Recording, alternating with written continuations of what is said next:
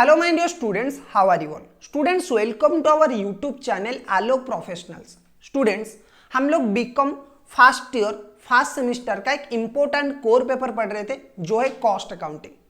Cost accounting का पहला unit हम लोग पढ़ रहे थे और पहला यूनिट है इंट्रोडक्शन टू कॉस्ट अकाउंटिंग, जिसमें अभी तक हमने सर क्या कवर किया है? अभी तक हमने कवर किया है कॉस्ट क्या होता है, what is the difference between costing, cost accounting and cost accountancy. उसके बाद हमने डिस्कस किया scope of the cost accounting, objective of the cost accounting. Then हम लोगों ने डिस्कस किया difference between cost accounting and management accounting, cost accounting and financial accounting, what are the essential features of a good cost accounting system. Okay, आज के class में हम लोग क्या डिस्कस करने वाले हैं सर? आज की क्लास में हम लोग डिस्कस करेंगे what are the important terms used in cost accounting. Cost accounting में जब भी आप पढ़ाई करोगे, आगे जब हम हमारा सिलेबस को कैरी फॉरवर्ड करेंगे, उस केस में आपको बहुत सारे छोटे छोटे इंपॉर्टेंट टर्म्स आएगा, बहुत सारे इंपॉर्टेंट वर्ड्स आएंगे जिसके बारे में आपको नॉलेज होना चाहिए। ओके, ये जो आज का टॉपिक है, ये कभी लॉन्ग क्वेश्चन तो नहीं आता है, कभी एक सब्जेक्टिव बहुत बड़ा क्वेश्चन नहीं आएगा, लेकिन इसमें से शॉर्ट नोट जरूर आपका एग्जाम में आता है। ठीक है, तो इसीलिए आपको थोड़ा ध्यान से इन सबकी मीनिंग जानना है। ओके, सो क्या क्या इंपॉर्टेंट टर्म सर हमारे कॉस्ट अकाउंटिंग में यूज होता है? पहला जो टर्म यूज होता है वो होता है कॉस्ट ऑब्जेक्ट का। बार बार आपको सिलेबस में ये जो कॉस्ट ऑब्जेक्ट वर्ड है वो आएगा आपके सिलेबस में। तो सर ये कॉस्ट ऑब्जेक्ट एक्चुअली में है क्या? देखो, कॉस्ट ऑब्जेक्ट ऐसा एक चीज है जिसके लिए एक सेपरेट कॉस्ट या फिर सेपरेट कॉस्ट का कैलकुलेशन होता है। ठीक है, कॉस्ट ऑब्जेक्ट एक ऐसा थिंग है जिसके लिए anything for which A separate measurement of cost is required. कोई भी ऐसा चीज जिसके लिए एक सेपरेट कॉस्ट का कैलकुलेशन होता है। ओके, जैसे कि कोई प्रोडक्ट भी हो सकता है, ये कोई सर्विस भी हो सकता है, कोई प्रोजेक्ट हो सकता है, कोई एक कस्टमर हो सकता है, ब्रांड का कोई स्ट्रैटेजी हो सकता है, कोई एक्टिविटी हो सकता है, कोई एक डिपार्टमेंट हो सकता है। ये एक कॉस्ट ऑब्जेक्ट हो सकता है।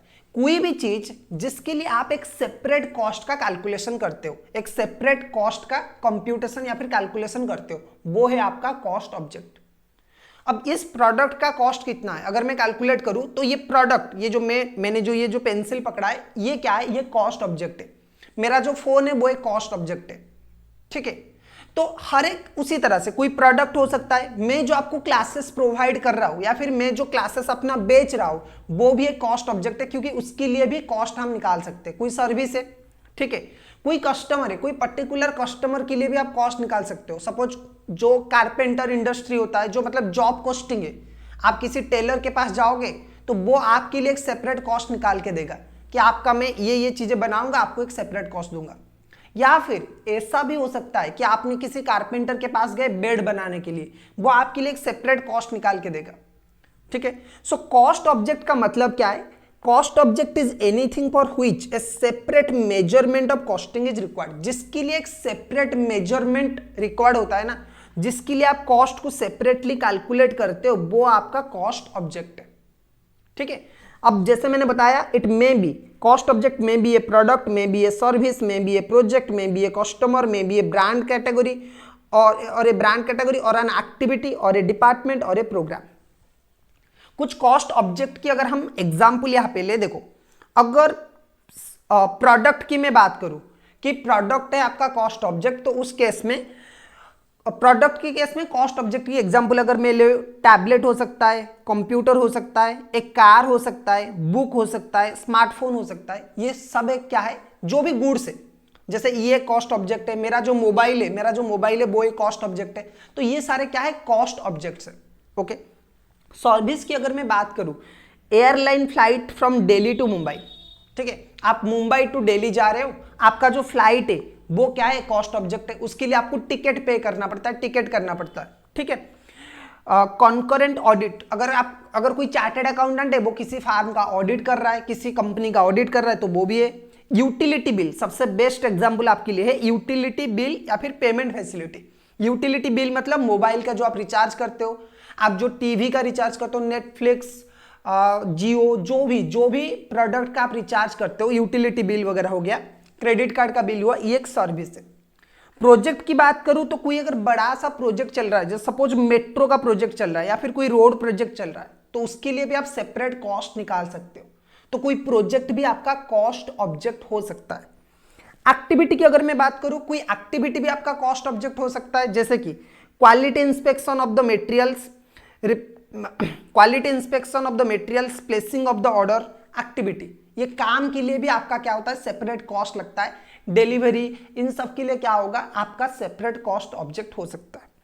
प्रोसेस की अगर मैं बात करूं, refinement of the crude oil in refineries, melting of the ballets और इग्नोट्स इन रोलिंग मिल्स, तो ये जो है ये सब भी आपका कॉस्ट ऑब्जेक्ट में आएगा। डिपार्टमेंट्स की अगर मैं बात करूं तो production department, finance department, accounts department, ये सारे क्या है, कॉस्ट ऑब्जेक्ट के एग्जांपल्स है। सो कॉस्ट ऑब्जेक्ट स्टूडेंट्स कुछ भी नहीं है। Cost object is anything for which A separate measurement of cost is required. It may be A product, may be a service, may be A department, may be an activity, anything. Okay, अच्छा, उसके बाद एक और जो word बार बार आपके syllabus में आता है वो आता है cost unit. Sir cost unit का मतलब क्या है? कॉस्ट यूनिट का मतलब क्या है? देखो, it is a unit of product और सर्विस और time in relation to which cost may be ascertain और एक्सप्रेस। जैसे हम बोलते हैं ना कि भाई आपका मैंगो का रेट कितना चल रहा है, सो पर केजी हम बोलते हैं कि पर केजी मैंगो का जो रेट है वो 50 रुपीज है। 1 केजी मैंगो का जो दाम है वो 50 रुपीज है। अगर मैं बोलूँ 1 लीटर पेट्रोल का दाम कितना है, तो आप बोलोगे, आप 1 केजी पेट्रोल नहीं बोलते, आप 1 लीटर पेट्रोल बोलते हो, राइट। आप 1 केजी मैंगो बोलते हो, या फिर 1 केजी ओनियन, या फिर 1 केजी पटाटो बोलते हो। 1 KG of potato, 1 KG of onion, 1 KG of sugar. Similarly जो लिक्विड आइटम्स होते हैं उन्हें आप क्या करते हो, लीटर में बोलते हो। 1 litre of petrol, 1 litre of water, ठीक है। जैसे जो गैस होता है उसमें आप वेट करके बोलते हो कि कितना केजी है। अगर हम इस पेन या फिर मोबाइल फोन की बात करें तो वो पीसेस में। सो कॉस्ट यूनिट क्या है? कॉस्ट यूनिट किसी भी प्रोडक्ट का कॉस्ट मेजरमेंट करने का एक आइडेंटिफिकेशन होता है। कॉस्ट मेजरमेंट और कॉस्ट को असर्टेन या फिर एक्सप्रेस करने का एक जरिया होता है कि एक प्रोडक्ट की कॉस्ट को आप कैसे एक्सप्रेस करोगे।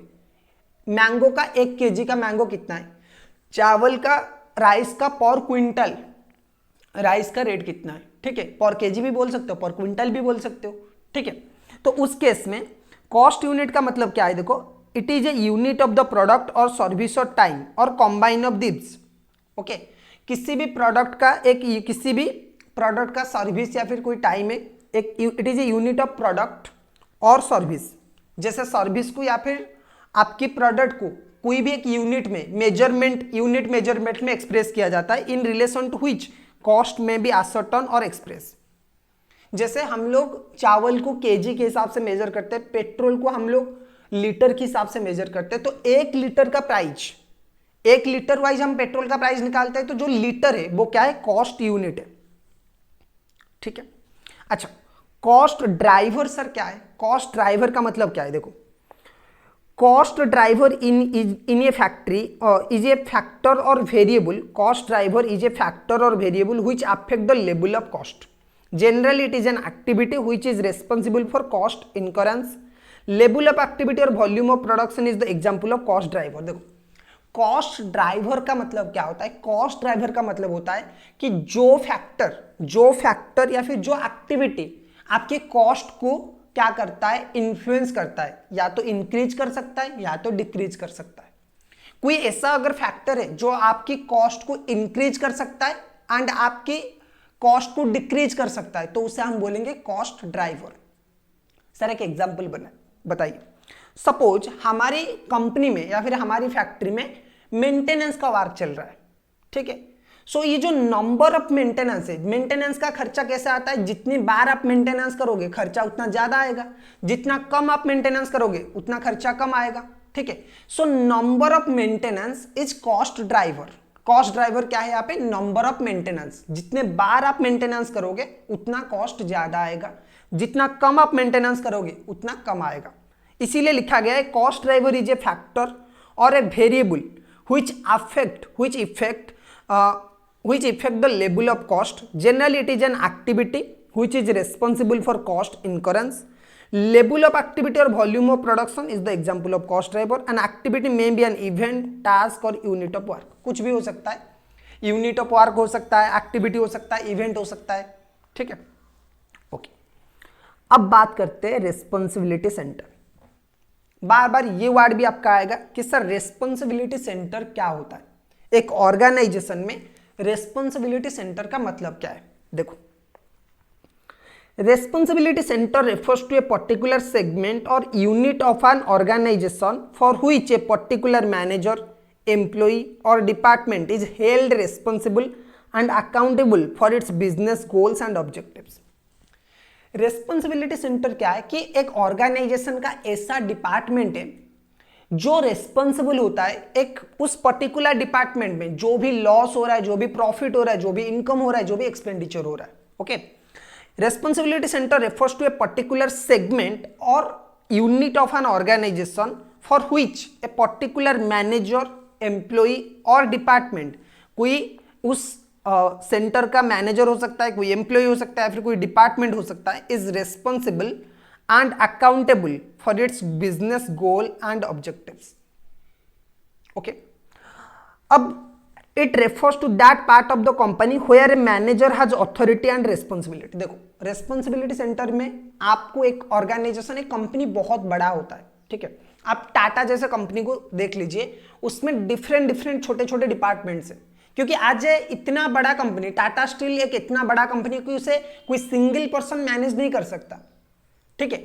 बहुत सारे नंबर ऑफ फैक्ट्रीज उसके पास है, नंबर ऑफ फैक्ट्रीज उसका है, तो हर एक फैक्ट्री को मैनेज करने के लिए, हर एक फैक्ट्री में बहुत सारे छोटे छोटे डिपार्टमेंट्स है, सबको मैनेज करने के लिए एक डिपार्टमेंटल मैनेजर होता है।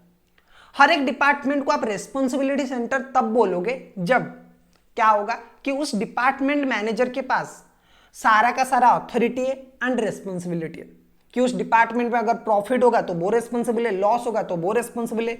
जो भी डिसीजन उस ऑर्गेनाइजेशन में लेना है, वो डिपार्टमेंट में लेना है, वो मैनेजर ले सकता है, ठीक है। अच्छा देखो, रेस्पॉन्सिबिलिटी सेंटर को भी क्या किया है, 4 पार्ट में डिवाइड किया गया है। There are 4 types of responsibility center. अच्छा, कॉस्ट सेंटर हो सकता है, प्रॉफिट सेंटर एक हो सकता है रेवेन्यू सेंटर, और एक हो सकता है investment centre. So responsibility centre is divided in 4 parts: cost centre, profit centre, revenue centre, investment centre. Sir what do you mean by cost centre? Cost centre sir क्या है? देखो, responsibility centre which is held accountable for incurrence of cost, responsibility center which is held accountable for incurrence of cost which are under its control. The performance of this responsibility center is a measure against predetermined standard or budgets. Okay, देखो, cost centre क्या है? Cost centre एक ऐसा centre है जो सिर्फ और सिर्फ कॉस्ट इनकर करता है, उससे कोई आउटपुट नहीं आता है। कॉस्ट सेंटर एक ऐसा सेंटर है जो सिर्फ क्या करता है, कॉस्ट इनकर करता है, वो कोई आउटपुट नहीं लाता, ठीक है, मतलब कोई रेवेन्यू जनरेट नहीं करता। उस डिपार्टमेंट का काम ही इतना है कि सिर्फ आपको कॉस्ट इनकर करना है, ठीक है।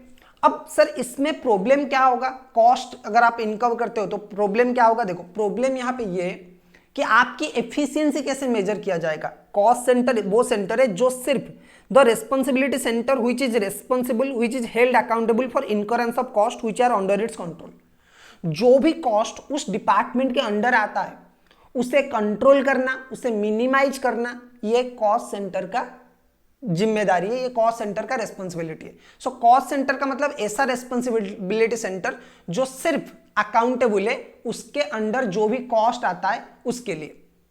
अब एग्जाम्पल अगर ले तो प्रोडक्शन डिपार्टमेंट, किसी भी फैक्ट्री में जो प्रोडक्शन होता है ना, उसमें कोई सेल्स नहीं हो रहा है, सिर्फ खर्चा हो रहा है, उसमें उससे कोई रेवेन्यू नहीं आ रहा है, सिर्फ क्या हो रहा है, खर्चा हो रहा है। अगर मैं बोलूं आपका मार्केटिंग डिपार्टमेंट, वो क्या है, एक कॉस्ट सेंटर है। क्यों? क्योंकि सिर्फ मार्केटिंग कर रहे हो, कोई आउटपुट तो नहीं आ रहा है, ठीक है। या फिर मैं बोलूं अकाउंटिंग डिपार्टमेंट या फिर एडमिनिस्ट्रेटिव डिपार्टमेंट, वो सिर्फ खर्चा कर रहे हैं। एडमिनिस्ट्रेटिव डिपार्टमेंट में क्या हो रहा है, एम्प्लॉइज को सैलरी मिल रहा है, घर का रेंट है, ऑफिस का रेंट है, अदर स्टेशनरी एक्सपेंसेस है, ऑफिस एक्सपेंसेस है, तो ये सिर्फ आप क्या कर रहे हो, खर्चा कर रहे हो, कोई रिटर्न नहीं आ रहा है, ठीक है। सो ये है cost centre. Sir revenue centre की बात करें, रेवेन्यू सेंटर वो सेंटर है जो सिर्फ क्या करता है, रेवेन्यू जनरेट करता है। Okay, the responsibility centre which are accountable for generation of the revenue for the entity. Sales department for example is a revenue centre for achievement of sales target and revenue recognition. देखो, revenue centre वो department है जो क्या करता है, सिर्फ पैसा लाता है, बदले में खर्चा कुछ नहीं हो रहा है। जैसे है सेल्स डिपार्टमेंट, सेल्स डिपार्टमेंट का काम है कि आपका जो प्रोडक्ट है उसे बेचना, ठीक है। अगर हम रेलवे की बात करें, जो टिकट काउंटर है, या फिर बस स्टॉप की बात करें, और या फिर मेट्रो स्टेशन की बात करें, जो टिकट काउंटर है ना, वो एक रेवेन्यू सेंटर है, क्योंकि सिर्फ पैसा आता है। ओके, अब रेवेन्यू सेंटर का जो क्वालिटी है या फिर रेवेन्यू सेंटर का जो एफिशिएंसी है वो हम कैसे मेजर करेंगे? रेवेन्यू सेंटर का जो एफिशिएंसी है वो मेजर किया जाएगा उनके सेल्स टारगेट से, कि आपको इतना चीजें बेचना है, आपको इतना अमाउंट का सेल करना है। ओके, उसके बाद आता है प्रॉफिट सेंटर। अच्छा, प्रॉफिट सेंटर सर क्या है? प्रॉफिट सेंटर एक ऐसा सेंटर है, ऐसा रेस्पॉन्सिबिलिटी सेंटर है जो बोथ रेस्पॉन्सिबिलिटी लेता है for generation of revenue as well as incurrence of expenditure. ठीक है, सो जो डिपार्टमेंट खर्चा भी करता है एंड रेवेन्यू भी जनरेट करता है उसे हम बोलेंगे प्रॉफिट सेंटर। ओके, उसे हम बोलेंगे प्रॉफिट सेंटर। जैसे कि मैं बोलूं, आपका जो रिटेल आउटलेट है, रिलायंस डिजिटल, रिलायंस इंडस्ट्रीज का आप जो आउटलेट है, सोचो रिलायंस फ्रेश, जहां पे आप सब्जियां वगैरह एंड अदर जो ग्रोसरी आइटम है वो खरीदते हो, वो एक प्रॉफिट सेंटर है। क्यों? क्योंकि उस स्टोर पे जो भी खर्चा होगा एंड उस स्टोर से जो भी रेवेन्यू आएगा वो पर्टिकुलर स्टोर उसके लिए रेस्पॉन्सिबल है। जो भी वो रिलायंस फ्रेश का स्टोर चला रहा है ना, वो पर्टिकुलर पर्सन रेस्पॉन्सिबल है उस स्टोर की जो भी इनकम हो रहा है एंड जो भी एक्सपेंसेस हो रहा है। ठीक है, इस डिपार्टमेंट की जो मैनेजर्स है उनकी एफिशिएंसी कैसे मेजर किया जाएगा? जितना प्रॉफिट उनका ज्यादा होगा उतना वो लोग क्या होंगे? एफिशिएंस होंगे। ठीक है, अब बात करते हैं investment centre. Investment centre students वो सेंटर है जो सिर्फ प्रॉफिटेबिलिटी के लिए रेस्पॉन्सिबिलिटी नहीं है, जो प्रॉफिट भी अर्न कर रहे हैं लेकिन अपने मर्जी से अदर कैपिटल इन्वेस्टमेंट भी कर रहे हैं। सपोज कोई अदर एक सेपरेट यूनिट का आप बात कर लीजिए, जैसे कि टाटा मोटर्स। टाटा मोटर्स में एक ब्रांच है Jaguar and Land Rover. Jaguar and Land Rover में भी दो कंपनी, एक रेंज रोवर है, एक जागुआर है। ठीक है, अब जागुआर कंपनी का रेस्पॉन्सिबिलिटी यह है कि आप जागुआर में बेचिए, जागुआर में बनाने में जो खर्चा आ रहा है वो खर्चा भी आप करिए, उसे सेल करके जो प्रॉफिट अर्न करना है वो भी आप करिए। अगर आपको लगता है कि कुछ इन्वेस्टमेंट करना है वो भी आप कर सकते हो। तो Jaguar and Land Rover is a investment centre. देखो, सबकी कैटेगरी अलग अलग है। कॉस्ट का कैटेगरी क्या है? कॉस्ट सेंटर सिर्फ कॉस्ट रिकॉर्ड कर सकता है और कॉस्ट को कंट्रोल कर सकता है। आपका एफिशिएंसी, अगर आप एक कॉस्ट सेंटर हो तो आपका एफिशिएंसी कैसे पता चलेगा? बहुत ही सिंपल है। जितना आपको टारगेट दिया गया है, सपोज आपको टारगेट दिया गया है 10 लाख का खर्चा करिए, आपने 9 लाख का कर लिया, यू आर एफिशिएंट। आपने 11 लाख का किया, you are inefficient. Revenue centre का सिंपल रहता है कि भाई टारगेट एक महीने में, एक दिन में कितना बेचना है। अगर साल में सपोज आपको 10 करोड़ का सेल करना है, आपने किया, उससे ज्यादा किया, यू आर एफिशिएंट, उससे कम किया, आप इनएफिशिएंट हो। प्रॉफिट सेंटर का सिंपल रहता है कि भाई आपका आरओआई कितना आ रहा है, रिटर्न ऑन इन्वेस्टमेंट, और ईबिटा कितना आ रहा है। Okay, done. इन्वेस्टमेंट सेंटर क्या होता है कि भाई देखो, आपने प्रॉफिट भी किया, आपने इन्वेस्टमेंट भी किया एंड उस इन्वेस्टमेंट से आपका रिटर्न कितना आ रहा है, आरओआई वगैरह आपका कितना आ रहा है, रिटर्न ऑन इन्वेस्टमेंट। ठीक है, सो ये है आपका इंपॉर्टेंट टर्म्स जो आपको आगे जाके यूज होगा। What is cost object, what is cost unit, what is responsibility centre, cost centre, profit centre, revenue centre and investment centre. ठीक है, तो स्टूडेंट्स आज के क्लास में बस इतना ही। नेक्स्ट क्लास में हम लोग बात करेंगे क्लासिफिकेशन ऑफ कॉस्ट। कॉस्ट को हम कैसे क्लासिफाई कर सकते हैं उसके बारे में हम पूरे डिटेल में बात करेंगे। ओके, उसके बाद हमारा बेसिक का जो थ्योरी वाला पोर्शन है वो पूरा का पूरा खत्म हो जाएगा। ओके स्टूडेंट्स, एक चीज मैं बता दूं कि बहुत मेहनत से हम लोग ये वीडियो आपके लिए बना रहे और वो भी बिल्कुल फ्री ऑफ कॉस्ट। सो अगर आप इसे देख रहे हो तो पूरा देखिए। ओके, अगर आप चैनल को सब्सक्राइब नहीं कर रहे तो नहीं किया है तो एक बार कर लीजिए चैनल को सब्सक्राइब, क्योंकि इस चैनल पे आप देख सकते हो बहुत सारे वीडियोज अपलोड है फॉर बीकॉम स्टूडेंट्स और हम आगे जाके ऐसे कंटेंट्स आपके लिए लाने वाले। अगर आप सीए में कोर्सेस में इंटरेस्टेड है एंड आपको face to face live classes करना है, फेस टू फेस क्लासेस करना है, तो आप भुवनेश्वर में कर सकते हो, ठीक है। प्रोराइज एकेडमी जो है, प्रोराइज एकेडमी बहुत साल से सीए एंड सीएमए स्टूडेंट्स को एंड बीकॉम स्टूडेंट्स को भी एज वेल एज बहुत ही हाई क्वालिटी के क्लासेस प्रोवाइड करते हैं, both offline as well as online. लेकिन अगर आप एक अच्छे कैरियर बनाना चाहते हो so you can join the Proraise academy. Number आपको इस वीडियो में मिल जाएगा। अगर आपको सीए सीएमए में थोड़ा सा भी इंटरेस्ट है, आप अपने बीकॉम के साथ सीए सीएमए करना चाहते हो तो आप मुझे कॉल कर सकते हो, ठीक है। आज के लिए बस इतना ही, फिर मिलेंगे और एक वीडियो में। Till then keep learning.